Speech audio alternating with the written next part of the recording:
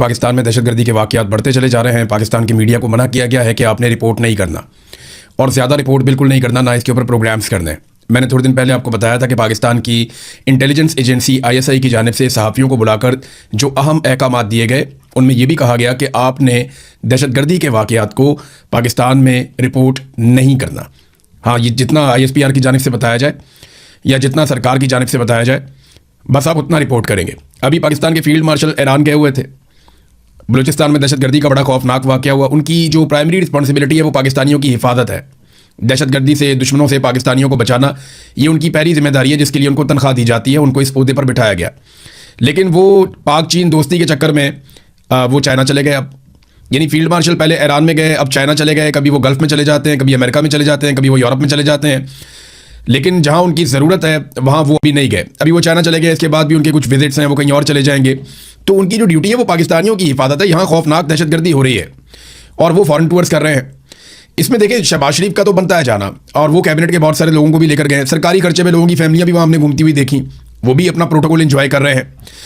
मुझे अच्छी तरह याद है कि 26 नवंबर को पाकिस्तान तहरीक इंसाफ के एहतजाज के दौरान एक थर्ड पार्टी ने, या किसी नामालूम आदमी ने, वैसे किसी और पार्टी से उस बंदे का ताल्लुक था, उसने अपनी गाड़ी से 4 रेंजर्स वालों को कुचल दिया था और वो जाँ भक हो गए थे। वहाँ पे नमाज जनाजा में ये लोग सारे इकट्ठे होकर वज़ीर आज़म, आर्मी चीफ सारे गए थे, और वहाँ फील्ड मार्शल की आंखों से अंगारे फूट रहे थे।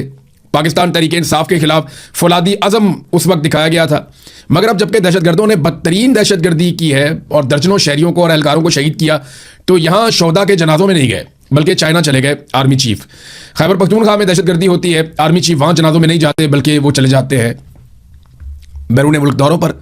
लेकिन पाकिस्तान तहरीक इंसाफ के एहतजाज के दौरान कोई और आदमी मार देता है, रेंजर्स वालों को शहीद कर देता है, तो उसमें आर्मी चीफ ज़रूर जाते हैं ये पैगाम देने। यानी पॉलिटिकली ये मौजूदा आर्मी चीफ आसिम मुनीर साहब इतने मुतनाज़े हो चुके हैं, और सारी दुनिया जानती है कि ये एक पॉलिटिकल पार्टी के सख्त मुखालिफ हैं, और ये बतौर एक पॉलिटिकल एंटिटी उस पॉलिटिकल पार्टी को और उसके लीडर को ख़त्म करना चाहते हैं।